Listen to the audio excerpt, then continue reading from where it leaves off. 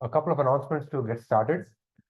You have your homework 2 that's available on Canvas. It's due 1 week from today, and it goes through, it covers linear models and makes you implement the perceptron algorithm, and also has some theory questions involving mistake-bound type proofs. If you haven't started yet, please start soon. And I don't have any updates on projects yet. I will have watch out for something about projects by Thursday. Any questions about the homework? Have people started? One person started. Okay, many people have started. Did you have a question? Okay. Oh, okay. Yes. Oh, we have been looking at Piazza. Have we missed out something? Do you know, Oliver? Okay, we'll get to it by today. Yeah, thanks. Was there something specific that you wanted to bring up? If not, we can just. Okay. All right. Another fun announcement is this Thursday we have Don Norman visiting us. It's this is the Carl Hurt Distinguished Lecture / Discussion Series, and Don Norman is a giant in usability and user-centric design, and he has really changed the way we think about technology. He'll be giving, he has this discussion, the fine print there at the bottom, you probably can't read it. It says, this is a discussion and not a lecture. Don will answer questions that the audience raises during the session. This promises to be entertaining. If you've not seen what he does, look him up. He's got a very interesting view of the world. The talk is at 5:30 p.m. on Thursday, which is maybe a difficult time, but if you can make it, that would be great. Don't ask me questions about this. I mean, go to the talk. Or the discussion, sorry, not the talk. If there is no other logistical thing or housekeeping to take care of, let's dive into a new topic today.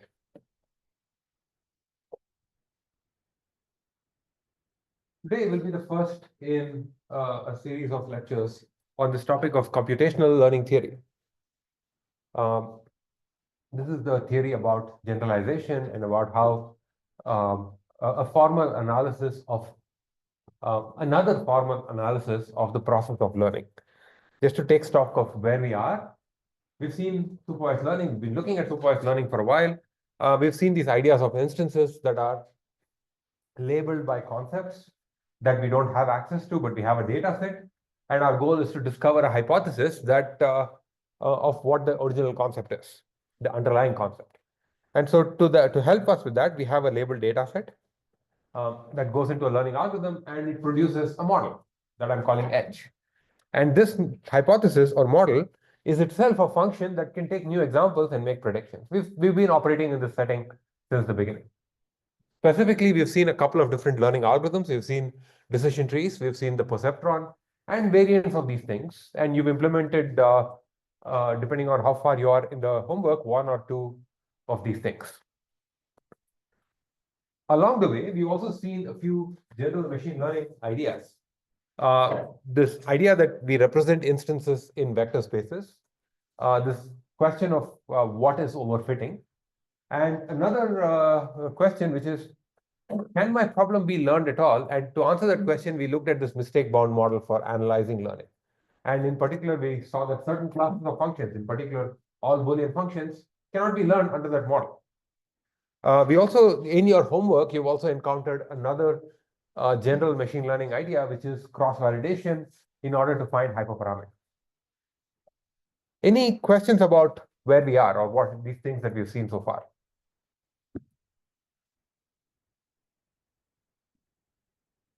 It's just to kind of take a step back and see what we have covered. I mean, this is just to remind you that not everything is in the weeds. Today, we're going to start looking at computational learning theory. we'll first look at what it means for a theory of generalization. What does a theory of generalization look like?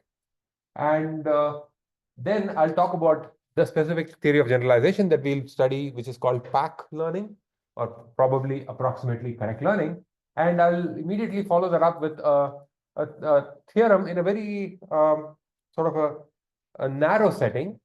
The theorem, I'll call it Occam's razor. And even with that narrow setting, I'll be able to, I'll show that there are certain positive and negative learnability results that we can infer. And then we'll start generalizing that setting to more complicated, to kind of peel out some assumptions and look at Occam's razor's equivalent theorems in those other cases. I'm not going to explain what these things mean. We'll get to that later. I'm hoping to be done with all of this in about 2 weeks. So let's start with the theory of generalization. In particular, there's a question of how we can trust a learning algorithm. Just because someone says, here's an algorithm that looks at data and does something, and then produces a function, does not mean that that algorithm is actually learning anything, right? I mean, I could have a algorithm that looks at the data, just iterates over every example, takes up all the GPUs that you have, and then at the end, it produces a function that returns the value true for all examples. Has it learned anything? How can you know that there's actually learning happening? We'll be looking at that question, and then to kind of help us answer that question, we need to first formally define the notion of an error, and we'll spend some time doing that. And then I'll talk about batch learning and contrast that against online learning that we've already seen. So let's go into this. The underlying question that motivates computational learning theory is, are there any laws of nature, if you will, related to the notion of learnability? What does the law of nature look like in this context? We would like some theoretical formalism that combines or relates the probability that the algorithm will successfully learn, or that probability there exists an algorithm that can successfully learn, with the number of examples that we have and the difficulty of the functions that we are exploring, and also the accuracy to which we want to, the desired accuracy that we would like, and also connected to how the training examples are presented to the learner. Changing all these things can change the probability of successful learning. We've already seen a few lectures ago how the manner in which examples are presented can change, make the difficulty of learning, can change the difficulty of learning. Compare, say, online learning to teaching, for instance, or active learning even. So in particular, we're working in the supervised case. So we assume that the examples are always presented in a certain way. There is a random source that picks a bunch of the instances in the instance space and then gives them to the teacher or the oracle, which labels them. And then this labeled data set is what the learner has. So it might look something like this. So we have an example and a label. And we have to discover an underlying function. Let's say in this case, we've already seen this before. The true function is a conjunction of x2, x3, x4, x5, and x100. And there's a simple algorithm that does this process of elimination. First of all, it gets rid of all the negative examples. And then every feature that's negative, false, in a positive example, couldn't possibly be in the conjunction. So this example here, the third row, eliminates this feature, the feature which is, I guess, x98. Similarly, the fifth row here eliminates x99. And by essentially only taking those columns which are always 1 among all the positive examples, we end up with a function that is the true function is h1, x1, and all the other stuff there. So we've discovered a final hypothesis given the data set. We've seen this before, so I'm not spending too much time repeating what we've already seen. So the important thing to note here is h, the function that is learned by this algorithm, is not the same as x because of this extra x1. Why did that x1 show up? Because there's no reason to eliminate x1. Every time we have a positive example, x1 is present. How could we possibly eliminate the feature x1 based on this data? Because there's no evidence that x1 is an irrelevant feature. So this algorithm keeps x1 because it seems to be right. Now, the question to think about is, clearly, H is going to make mistakes in the future.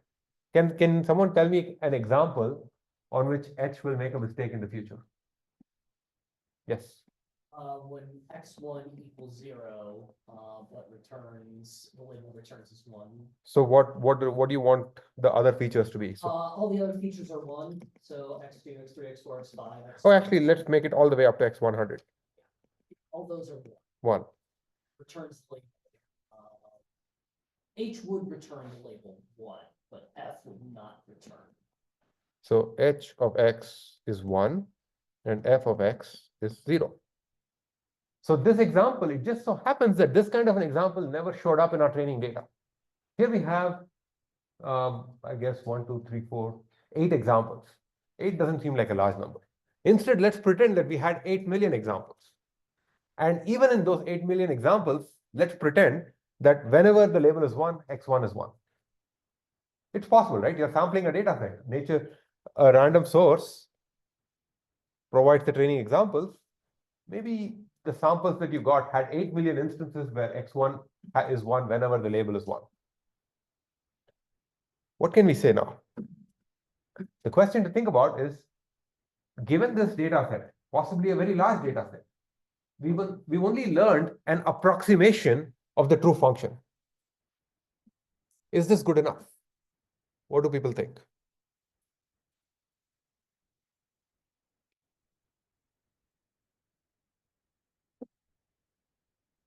Or how can we justify whether this is good enough?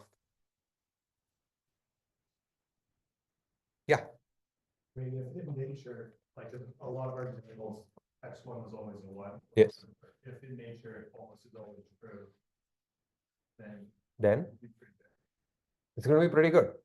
So instead of 8 examples, let's say we have 8 million examples. You picked 8 million examples where the label was 1 and the x1 was always 1.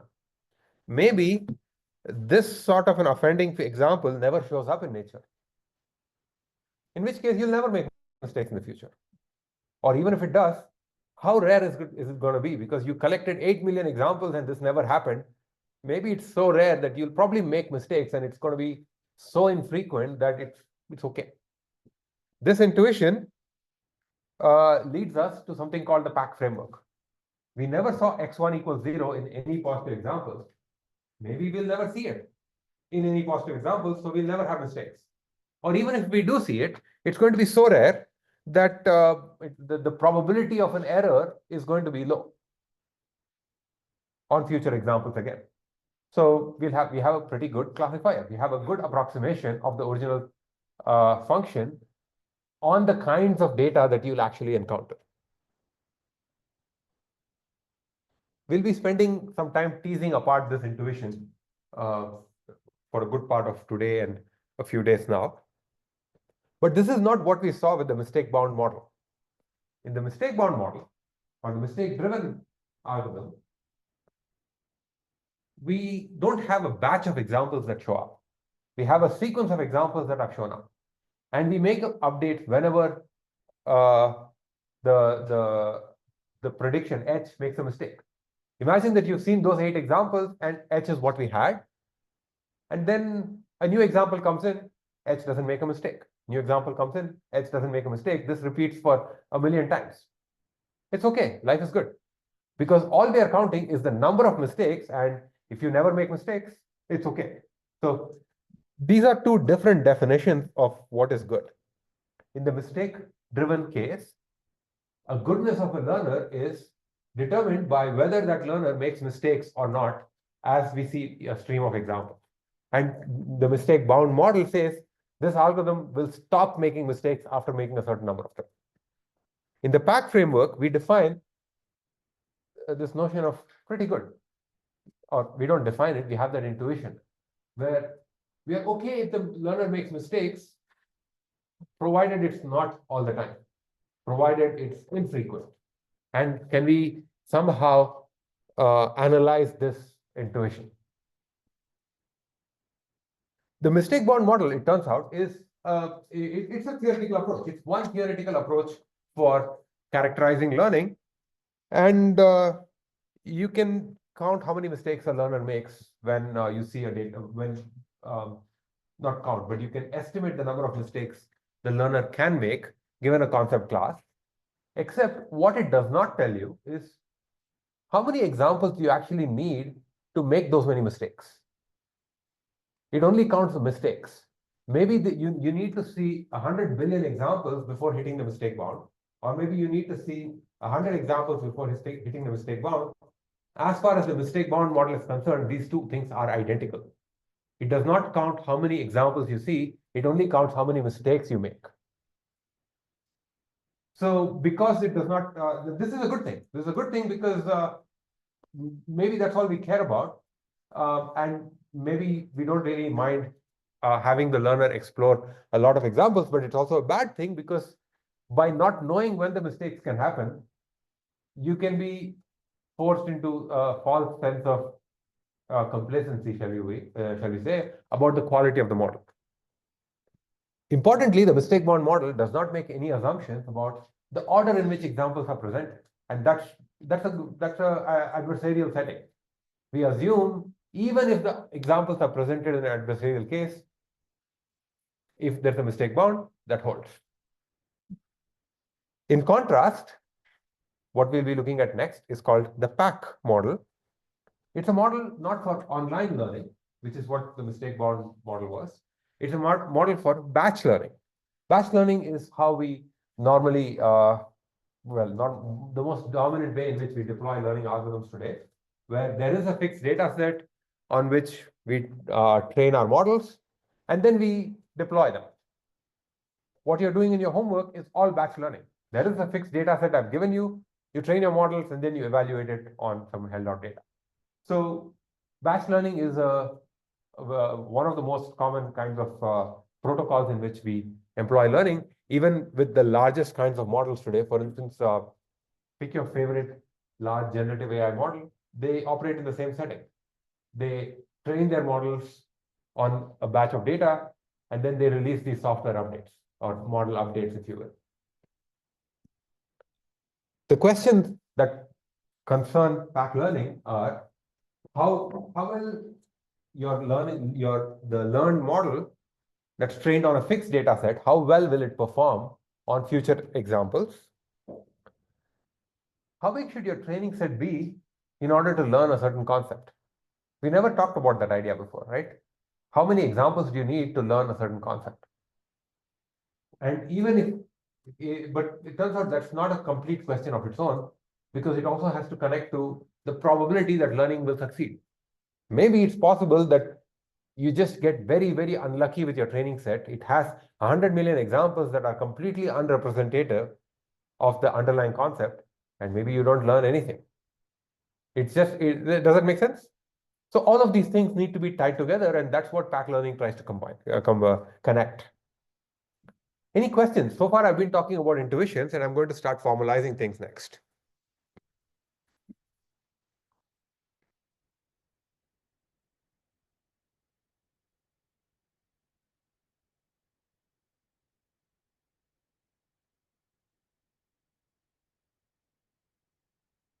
If there aren't any questions, let's start putting some symbols on the screen. So we have an instance space. The instance space X is the set of all possible examples. There's a concept space. I'm calling it capital C. Capital C is a set of functions that nature gets to choose, that nature gets to pick its true function from. So the hidden target function is an element of capital C. We don't know the hidden function. In fact, we don't even know the concept space. This is just a useful fiction we tell ourselves so that we can actually do some analysis later on. For instance, if your target function is the function that looks at a photograph and decides whether there's a cat in the picture or not, what class of mathematical functions did nature use to pick this cat function from? We have no idea. But it's worth knowing, it's worth thinking about this, imagining that there's a set of functions that nature uses, because then we can ask, maybe our learning algorithm should explore the same set. Or what if the learning algorithm does not know the same set, and what if it explores something else, which is the more realistic setting? In the class, we'll be looking at concept classes, initially at least, that are all simple things like conjunctions and disjunctions and linear functions and such things. The hypothesis space is what your learner explores. This is, again, a set of functions. It's possible that h equals c, but in practice, that's a very unlikely situation because we don't know what c is. But in the beginning, we'll assume that h and c are the same, just so that we can prove certain results, and then we'll start dropping that assumption. To help the learner explore the hypothesis space, we give it a training set. We are working with binary classification, and so we have a collection of training examples. S is a finite subset of the instance space, and it consists of S consists of examples like x1, x2, and xn, basically instances, and every one of them is assigned a label according to the true function, f of x1, f of x2, and so on. So each thing here might look like something like x1 and the label +1 or -1, whatever it is. So we have a finite training set. I'm just writing down in notation what we've already seen so far and what you've already been implementing. What we would like is a hypothesis, little h, which is in the hypothesis space, such that h of x and f of x are the same. Right? Question for you is, do we want it to be same for every x in the training set, or for every x in the entire instance space, capital X, or something else?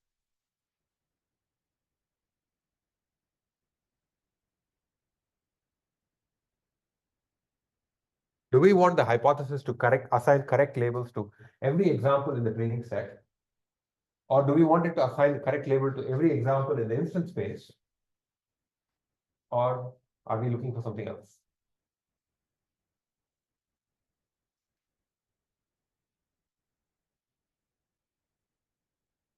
How many people say it's the first one?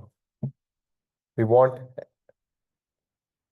h of x to be f of x for all x in S. So 1, 2, 2.5, 3.5 people. How many people say for all x in capital X? More than 3.5 people. So can one person from each team justify your answer? Did you not raise your hand for one of those things? Okay, there's a hand here. If we try to fit it for all x in S, then we've guaranteed a fit to the set of examples or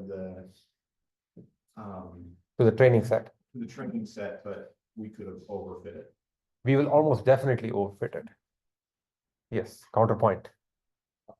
So no, wait. Okay. Not a counterpoint. There's a comment on Zoom for every instance example in the instance space, X. So because that's what generalization is. And in some sense, that's the right answer, almost the right answer. We'll talk about why that's almost the right answer later on.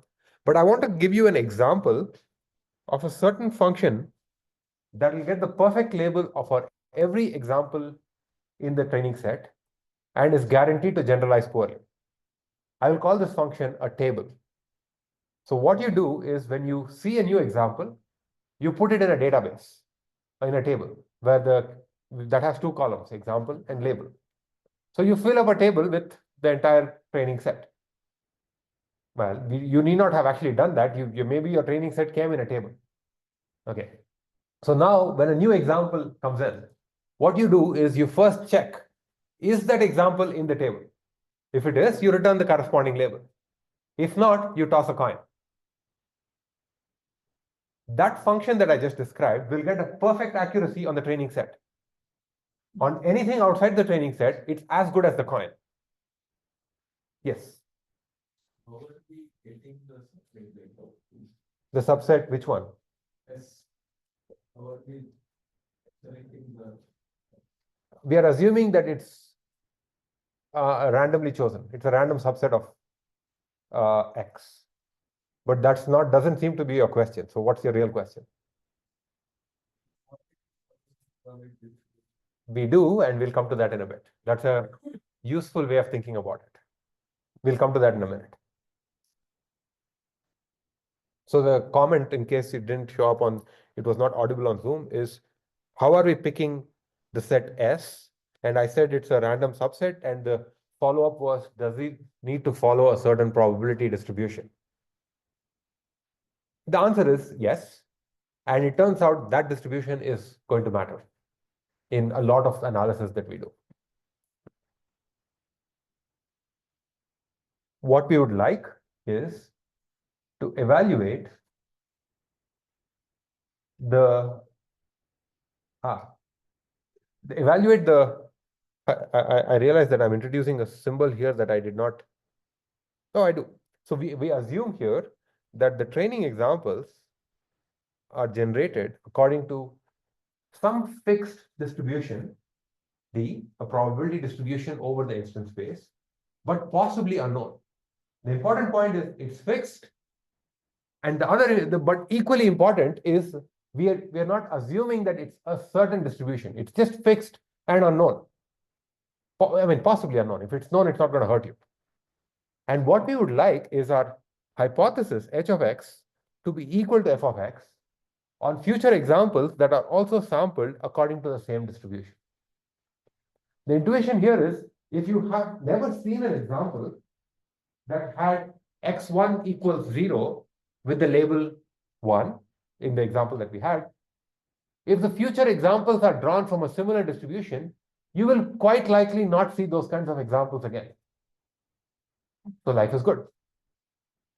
Let's formalize this, but at this point, at least some of you are a little worried about this idea of a fixed but unknown probability distribution over the instance space. So I just want to illustrate that a little bit using this two-dimensional instance space.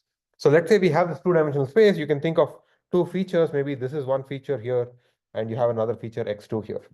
Every point here is an instance. But in almost any realistic application of machine learning, not every element of the instance space is going to be equally likely to show up. Imagine, for instance, your instances are all images, two-dimensional images. Not every collection, not every way in which you color all the pixels of an image are a meaningful photograph, right? Most of it is going to be noise. Or imagine that your instances are documents. Not every way in which you, every sequence of words are actually a document. Documents reside in a much smaller part of the set of all possible sequences of words. And even more so, certain kinds of phrases are more common than certain other kinds of phrases. So it's not just that some things are in the language and some things are not. Some things are more frequent and some things are less frequent. Some utterances are more frequent and some utterances are less frequent.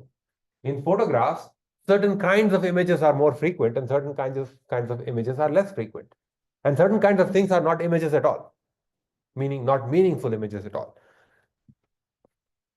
That means that there's a certain probability that for any point in this instance space, we can ask, can that point actually be a meaningful instance? Can that point, if it's a document, can that, if it's a sequence of words, can that sequence of words be an actual document or an email or a sentence? In the badges game that we saw earlier, technically speaking, if you have just two words that are put next to each other, that satisfies the interface for the badges game. But most two words you put together are not names. So there's a certain distribution over names. So maybe there's a certain distribution over this instance space that looks like this, where a certain point is much more likely to occur than certain other points. And if you don't like if you don't like this kind of a picture, you can think of it as a contour plot that looks like this. Certain point, this point here is very likely, this point here is very likely, this point here is also quite likely, this one is less likely, and this one is impossible. Right? Does this make sense? I mean, this is the notion of a distribution over an instance space.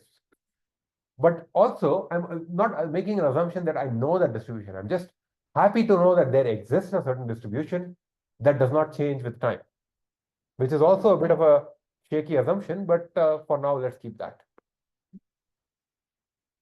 We assume that our training examples, or any finite set of examples that we are going to entertain, is a finite set of samples from this distribution. So we get more samples from these areas, fewer samples from these areas, and nothing from here. So instances that are more likely to show up will show up more often. The kinds of instances that are more likely to show up will show up more often in your training set. They will also show up more often in future evaluation. Are people familiar with the phrase IID? It's independent and identically distributed. It's independent. Every example is chosen independent of all the others. They are all identically distributed according to this distribution, fixed but unknown distribution.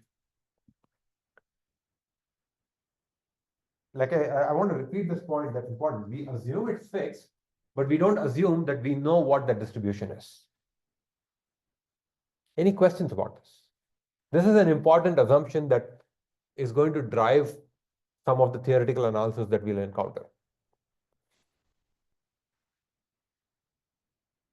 Questions on Zoom? Is it okay? So the one question is it important to assume that it's fixed so that we can reason about generalization? That's absolutely right. By assuming that it's a fixed distribution, we'll be able to say something about future examples having access to only a finite set of instances. The fact that it's a fixed distribution allows us to formally prove things about generalization. We will do that very soon.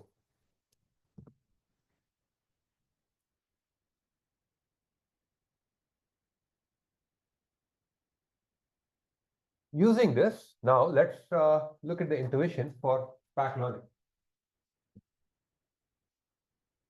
This assumption that our distribution is fixed gives us the ability to do two things. The first one is what I just said. It allows us to make meaningful statements about generalization. What signal from the training set can you exploit to say something about future examples? The second thing it allows us to do is that it allows us to define the notion of an error in a formal way. Let's see the second. We'll come to the second thing in a minute, but I like to think of this assumption as the assumption that the future will be like the past. We've seen many examples that are drawn according to this distribution. And because certain, shall we say, artifacts show up in the set of examples that we have, like for instance, the positive example, all having x1 active, because the distribution is fixed, future examples will also have the same artifacts. Future positive examples will also have similar, x1 will be active on in those positive examples. And if they don't, if the artifacts are not in future examples, it's going to be rare. And so that's the error that we have to live with, because we don't have any other way in which we don't have any signal about those parts of the distribution that are completely unrepresented in our finite sample. But if we get enough finite samples, maybe we'll cover enough of that distribution, so we'll make fewer and fewer errors. This is basically what I just said is, in essence, what we will formally prove in a bit. So let me repeat that. Given a finite set of examples, the kinds of examples that are rare in a training set will also be rare in future examples. And so there might be errors, but they'll be infrequent. That's the first point. And the second point is, if you get more and more samples from this distribution, we will cover this distribution quite sufficiently enough that those rare events will not happen all the time. There will be nothing that is truly unseen. We'll see all kinds of things that need to be seen according to this distribution. Yes.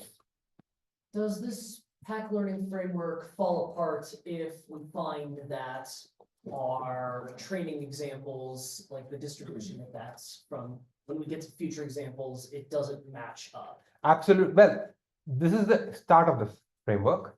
Then there are generalizations of this that kind of try to measure robustness or quantify robustness to those changes. But absolutely, yes. In fact, this is an important question with applied machine learning. Distribution shifts, that's the technical word, can completely ruin a trained model. If you train all your, imagine that you're training all your sentiment classifiers on movie data. That means that you have to read a movie review and predict whether it's a positive review or negative review. And then you take that sentiment classifier and maybe use it to evaluate, say, product reviews on Amazon. They're also reviews. Reviews are positive. People use similar words. You know, this is a good movie. This is a good whatever. But the distribution has changed sufficiently that you will see a noticeable drop in accuracy. Even though both of these are really the same task. They're the task of taking some text and predicting positive or negative. The distribution, the language that we use to talk about movies might be different from the language that we use to talk about whatever else, Amazon products. So another example is, imagine that you train a classifier. Remember in an early lecture, I said there is a newspaper tagging device that takes a newspaper article and decides which section of the newspaper it needs to go into. So let's say you have a newspaper tagging device that was trained in the 1980s and decides that this thing goes in politics and this thing goes in entertainment and something else goes in sports. Imagine that you're applying that in 2020 or 2025. Do you expect it to be the same? Of course, it's going to drop because the people have changed, the topics may have changed. So a lot of things have changed sufficiently. Yeah, sure, people are still playing football, but the players are different. So the distribution over the words that are used has changed, which means you're going to see a drop in performance. This absolutely does happen.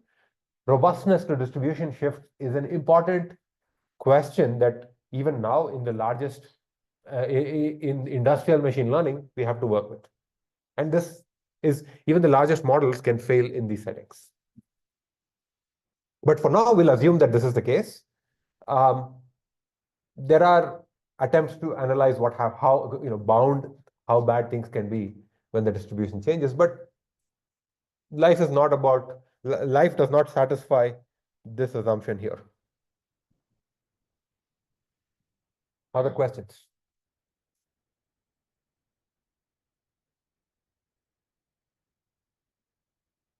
So that's the first point there. The fixed distribution allows us to say something about generalization. The second point is we can say something about the error of a hypothesis. And you can use this distribution to define the notion of error of a hypothesis. So let's see that definition. Suppose you're given a certain distribution D. You don't have a distribution. Suppose there is a certain distribution D over the examples. The error of some hypothesis H with respect to a target concept is simply the probability that H of X and F of X disagree with each other on a randomly chosen example from this distribution.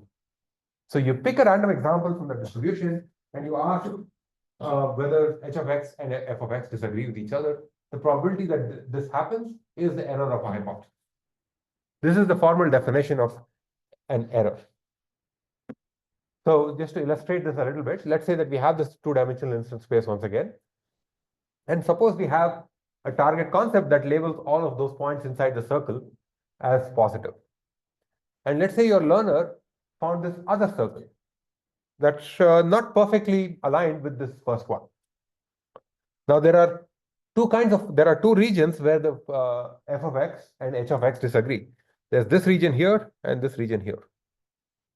Now suppose, just as for the sake of example, suppose points in this region do not exist.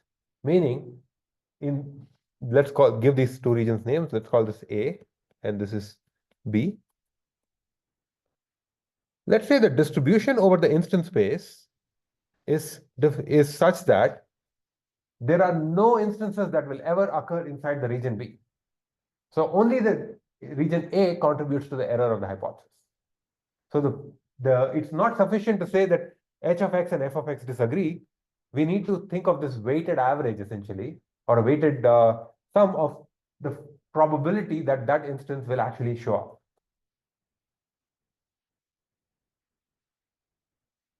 Questions? Questions about this idea?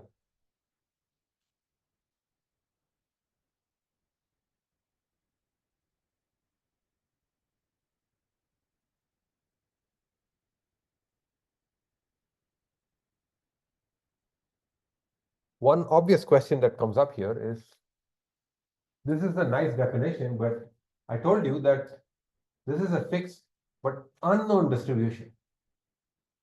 What good is the definition of an error if it requires me to compute the probability using an unknown distribution? How could I possibly compute this expression? That expression requires access to D, which I do not know. How can I compute it? Any ideas?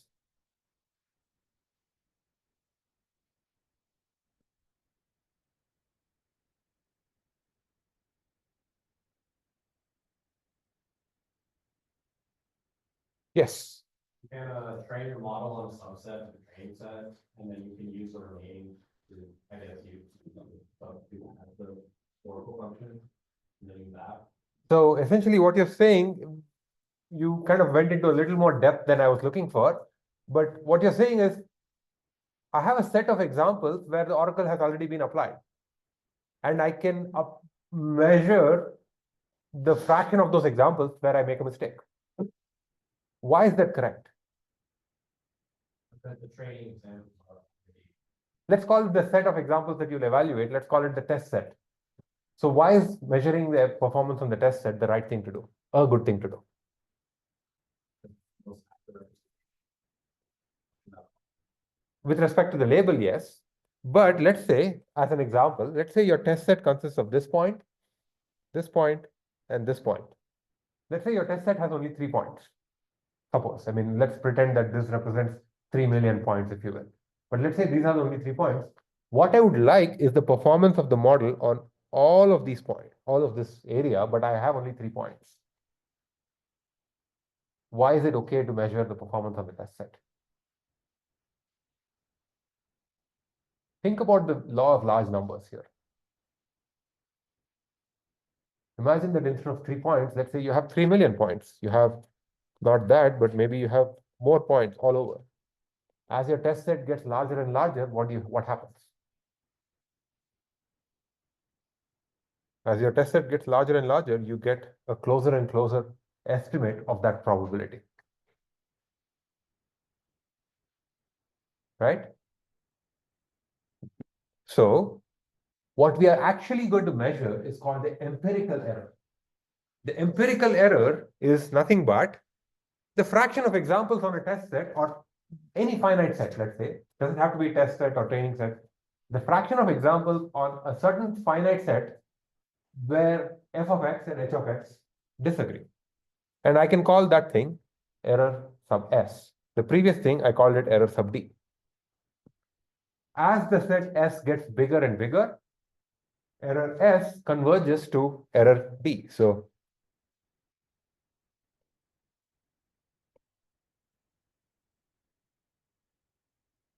as S gets bigger and bigger.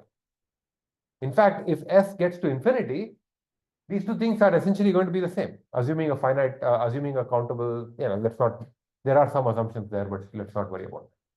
As S gets very, very large, by simply the law of large numbers, you're going to get a better and better estimate of the true error. And now we can revisit the definition of overfitting that we've already seen. When the empirical error of the training set is substantially lower than the generalization error or the true error, error D, then we say that the hypothesis H has overfit the training data. Questions? There's an answer on Zoom. to the previous question, and that was the right answer.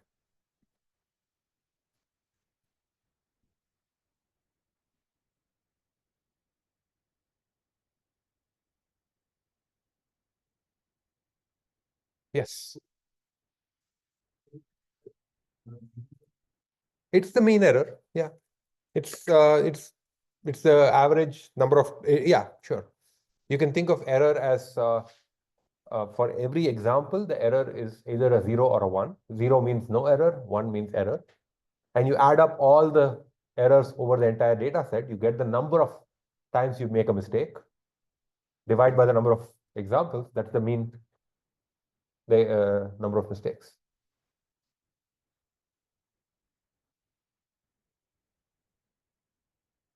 Yes.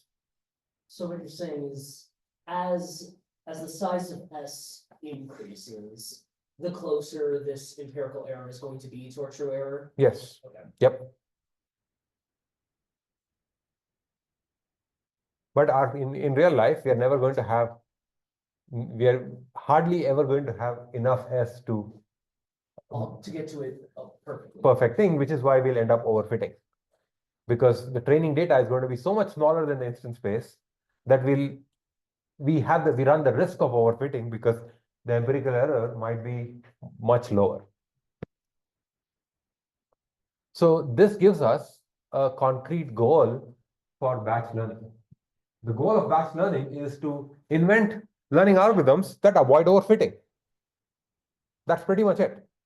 Because we would like to create a learning algorithm that doesn't get fooled by a training set into thinking that a certain hypothesis is good because it has low error on the training set, and instead somehow manages to find hypotheses that do well according to error D, even though S is all it has at hand. So we would like to our learner not to be fooled by functions that explain the training set a little too well. Quickly, I want to compare batch learning and online learning. We've already seen online learning. In online learning, we make no assumptions about the distribution of examples. In fact, making no assumptions about the distributions of examples is as good as saying we are allowing the examples to be chosen by even an adversary. Because if we make no assumptions, we are essentially allowing the distribution of examples to be the absolute worst. In batch learning, we are assuming that the examples are drawn from a fixed, possibly unknown distribution over the instance space. In online learning, learning is really a sequence of trials. In each trial, the same thing happens. The learner sees an example, then makes a prediction, and if there's a mistake, it updates its hypothesis. This is basically the entirety of a mistake-driven learning. There are many different ways of instantiating batch learning. So there's no one algorithm there. What the learner does is it takes the entire training set S, each of which is drawn from this fixed distribution D independently. So we have an IID sample from this distribution, and it does something, whatever it wants to do inside, and to produce a hypothesis. The goal of batch learning, the goal of online learning is to bound the number of mistakes if you are working in the mistake-bound model. The goal of online learning is to find a hypothesis that has a low probability of generalization error. It has a low probability of making a mistake on a new example that has been sampled according to this fixed distribution that we had. Questions? Yes. Yeah, you can. In fact, you can do more complicated things than what's here. The other cool thing is there are also standard conversion approaches from online to batch. If you invent an online algorithm that you like, and then you prove that it has certain properties, you can convert it into a batch algorithm by iterating over the training data again and again. That's what you did for perceptron. The perceptron was originally an online algorithm, but then what I call the standard perceptron says shuffle the data set and keep doing it again and again, you get a batch algorithm. You could do more complicated things where you can, yeah, you could do more complicated things. Yeah. At which point, then the question of if you're operating in the online setting, we want to minimize the number of mistakes, or a more general version of this thing is called regret. You want to minimize regret. There are certain algorithms that are called regret-bound algorithms.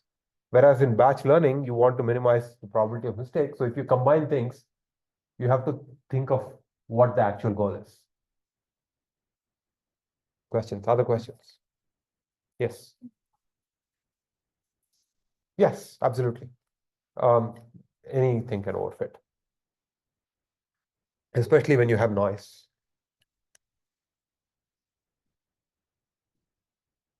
If we had a learning algorithm that does not overfit, then we have something special and like a unicorn.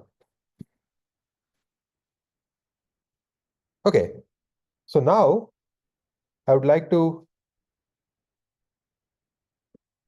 talk about another topic or continuation of this topic and introduce the notion of pack learning. So we've already seen this high-level discussion about the theory of generalization and what we would like from a theory of generalization and the notion of error. And now we're going to define what it means for a certain concept to be pack learnable. So in this section, I'll first define the pack model of learning, where I'll just make a statement about a certain property called pack learning that I'm going to assign to concept classes and say that some concept class is pack learnable if it satisfies these properties. Not at all talking about whether those properties are realistic or not. This is what I did for mistake bound also. I just defined mistake bound learnability, and without worrying about whether such things exist. And then we saw examples of how such things exist. So then after that, I will talk about a formal connection to this sort of a philosophical principle of Occam's razor. Have people heard of Occam's razor before? Yeah, I mean, it's one of these things we use colloquially where prefer simplicity over complexity or something like that. It turns out there's a theorem called Occam's razor that sits inside this part of the world. But that's jumping ahead a bit. Let's try to define pack learning. In one slide, quickly summarizing all the symbols that we had and will use. There is a instance space X, there's a concept space C, which consists of all possible target functions. There's a hypothesis space H, which consists of all possible functions your learner explores. Your training set is a fixed and finite, sorry, is a finite subset of the instance space that's drawn according to a distribution D that is paired with a label. So every example of your training set consists of an instance and a label, and the label is of course generated by the target function. And what we would like is a hypothesis H such that h of x and f of x are the same on future examples drawn from that same distribution. Okay, I'm just recapping everything that we just saw. So the notation that we have is we have x, y, the label space, and then d, this unknown distribution. F and h are both functions. S is the finite training set. And there are two errors, error D and error S. Error D is the generalization error or the true error. Error S is the empirical error of the trainings, of the hypothesis on the set S. Okay, just kind of making sure that we are all on the same page. This notation should be familiar to you. Yeah, I mean we've just saw this. So there's no need for me to pause here.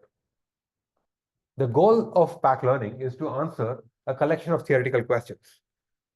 The first one is, given that I can only measure error S, can I say something about how error D will behave based on this measure of error S, and how quickly it changes based on the number of examples that I have?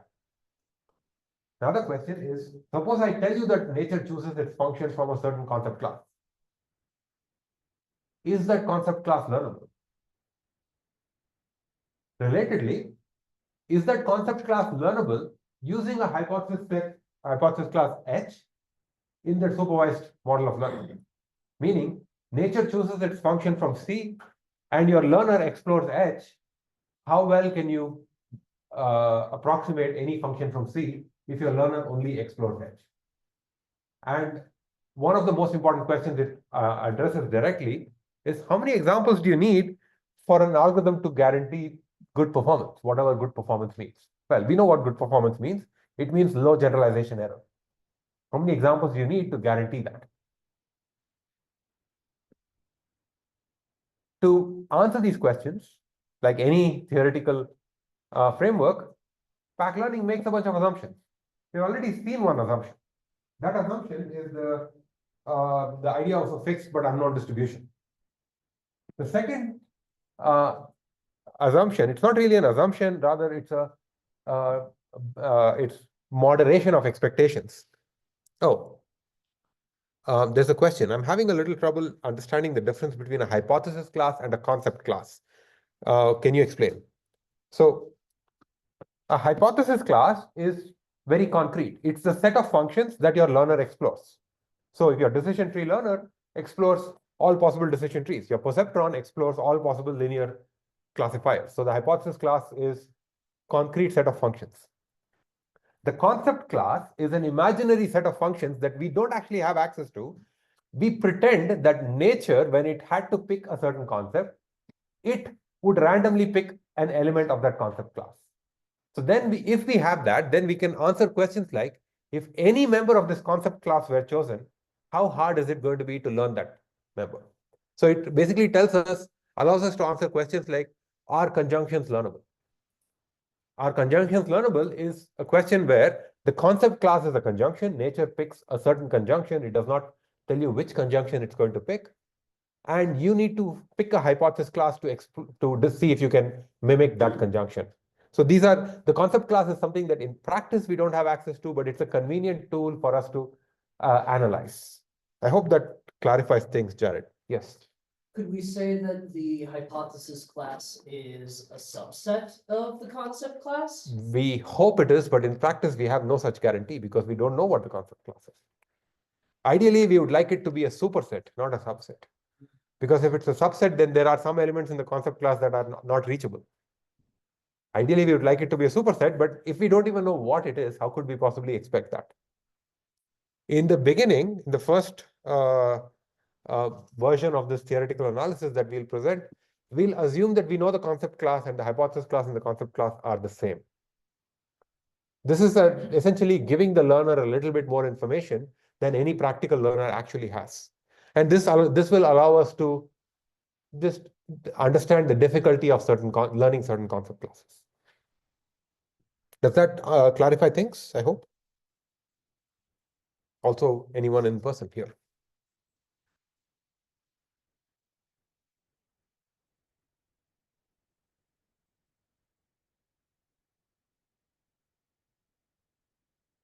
While I wait, I'll keep going on and maybe you can come back to questions later.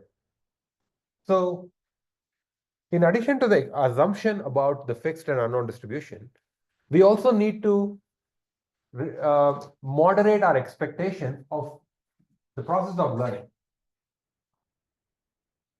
We couldn't possibly expect that the learner will learn the target function exactly because we have only a finite set of examples and there might be many functions, possibly infinite functions, that agree with that finite set. Maybe if there are an infinite set of functions that agree with that finite data set, how do we know which of those is the right one? So I'll give you an example here. Let's say you have pluses here and minuses here. And let's say the true function is this line.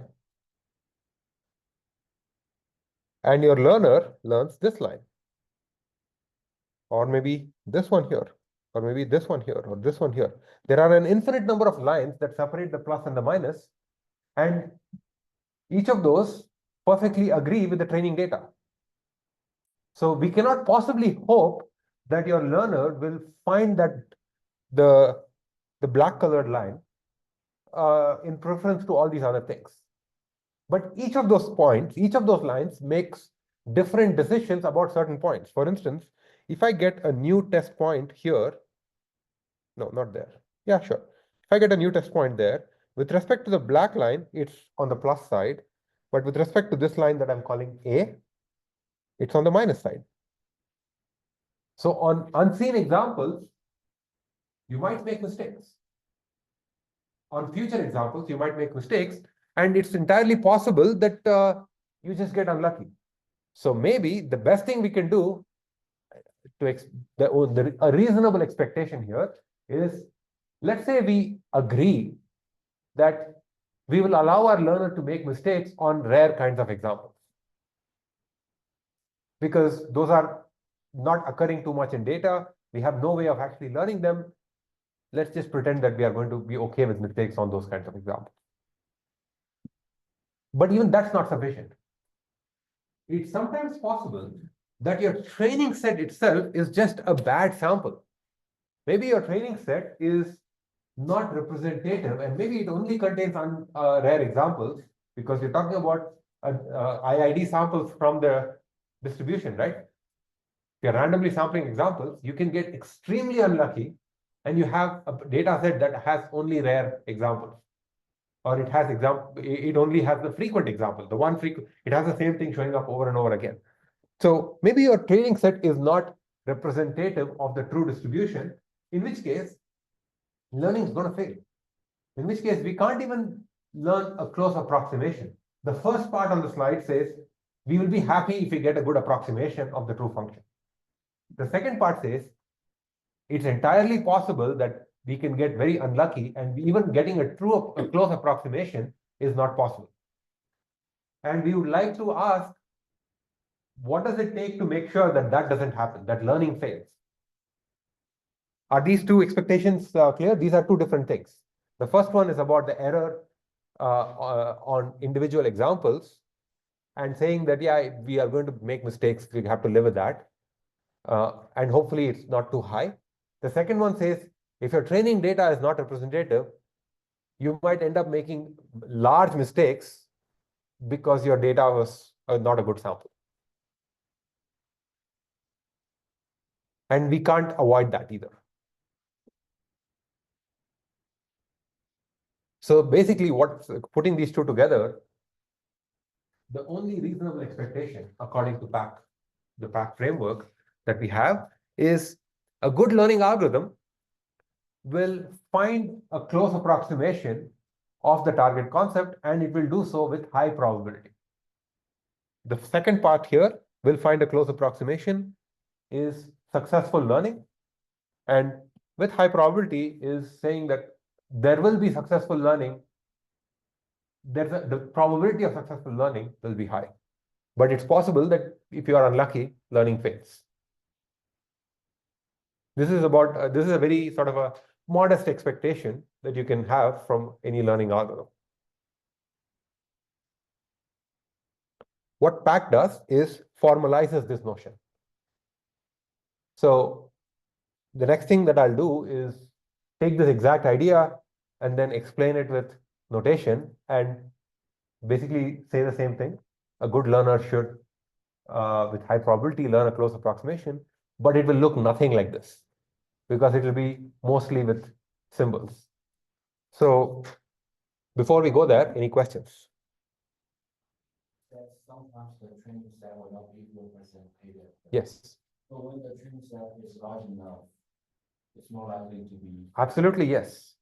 If the training set is larger and larger, it's more likely to be representative. How many examples do you need? That's where we are going to answer that question.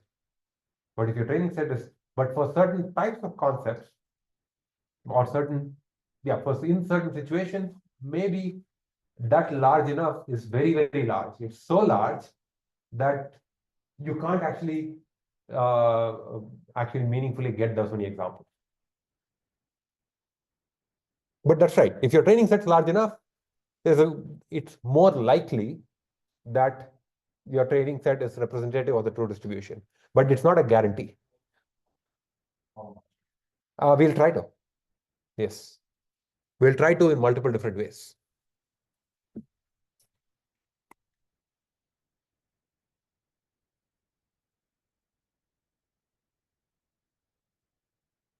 So your silence is suggesting that you all are eager to see the definition formally. Or at least I will assume that. So let's look at let's look at the definition.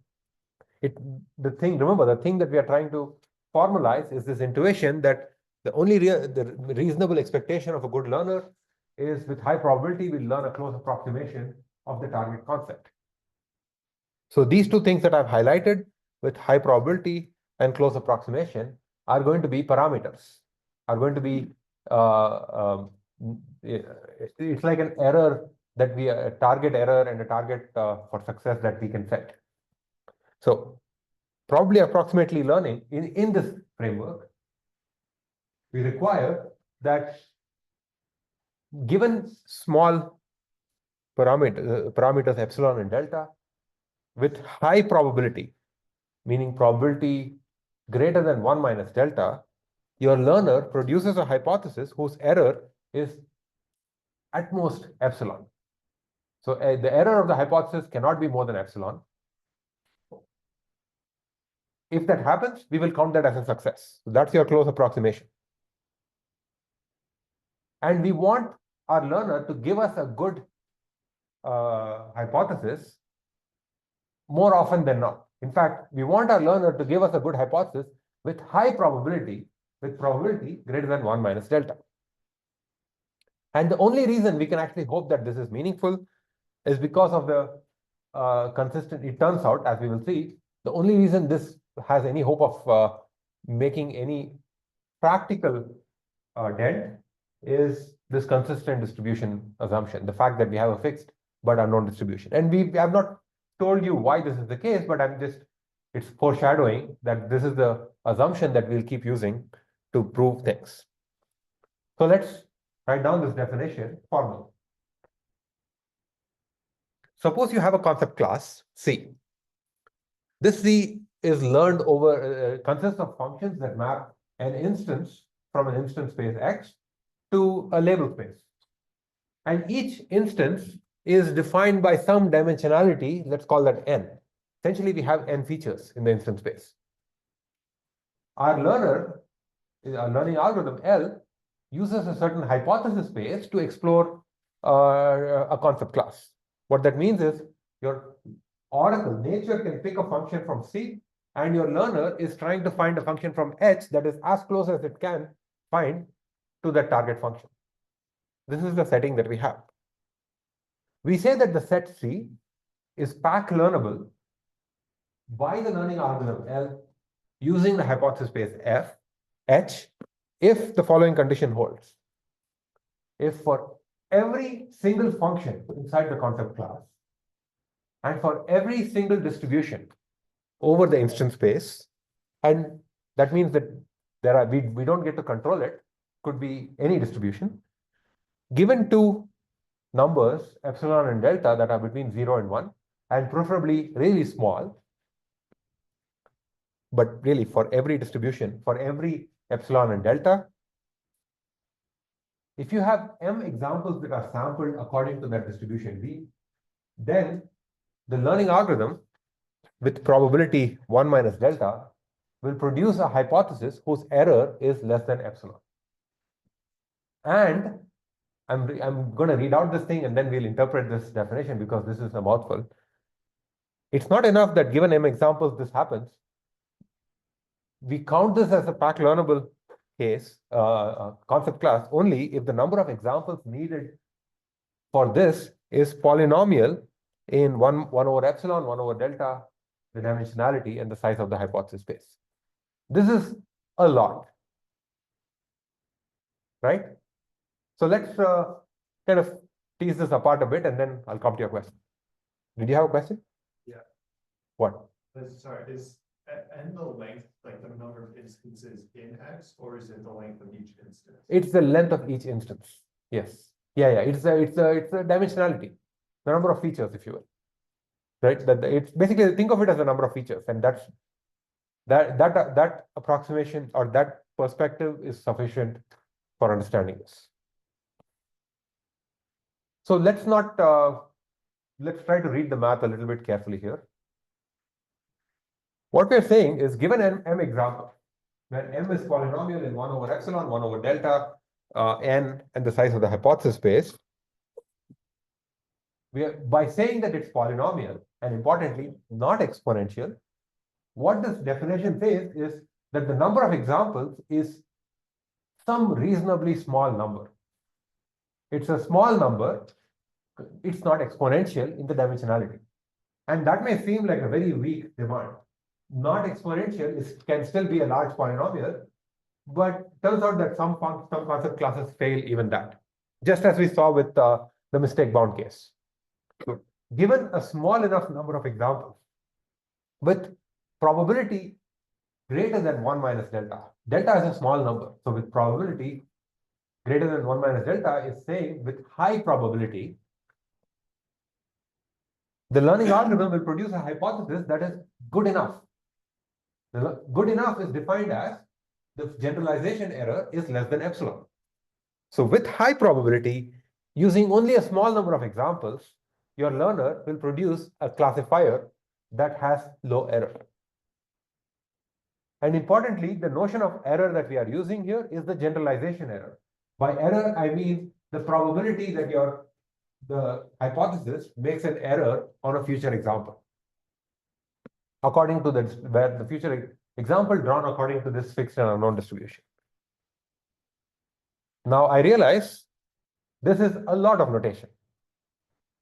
So ask me questions.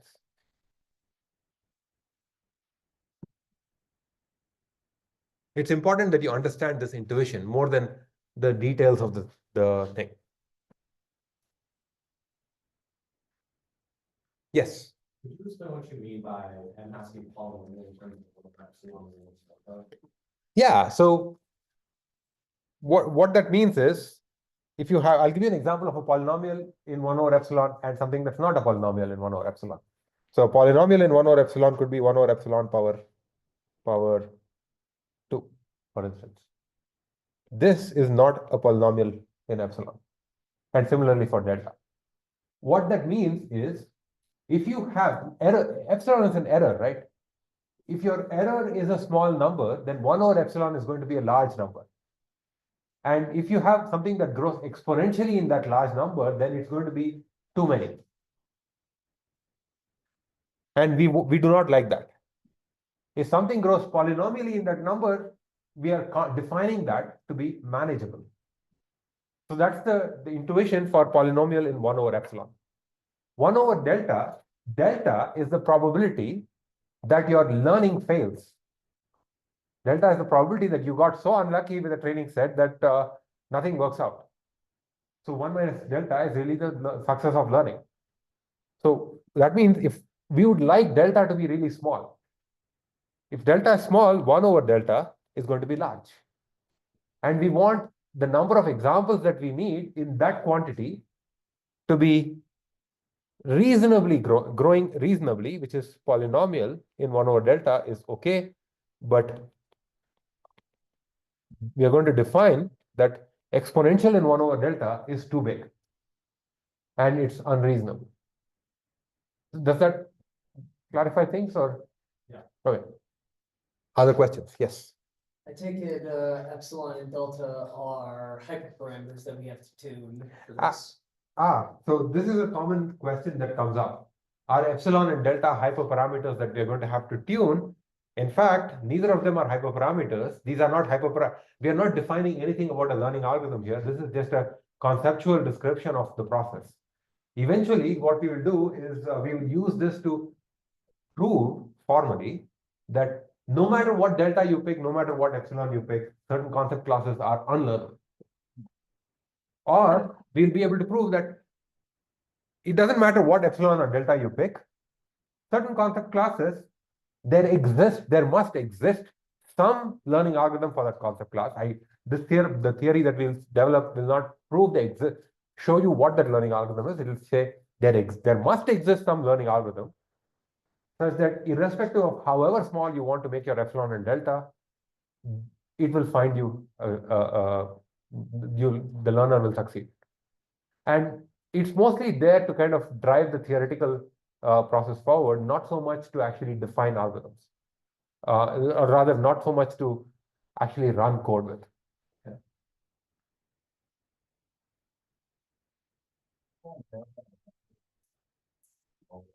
Yes, yes. The important, it turns out, as we will see in very short, well, not very shortly, in the next week or two, the most important thing really is this quantity here, it turns out, not epsilon and delta. The size of the hypothesis space is what will actually make or break things. Yes. And we want M to be polynomial in those four things. That's it. By the way, this is just a definition. I have just told you that, think of it as I give you a set, n conjunctions or k conjunctions or something, and you are assigning a tag to that set saying pack learnable or not pack learnable. It's just a way of saying some set of functions has a certain property. This is that complicated property. Some set of functions may not have that property. I have not shown you what I have not told you is whether even one set of functions has that property. Maybe I have defined an empty set here. Maybe this definition makes no sense.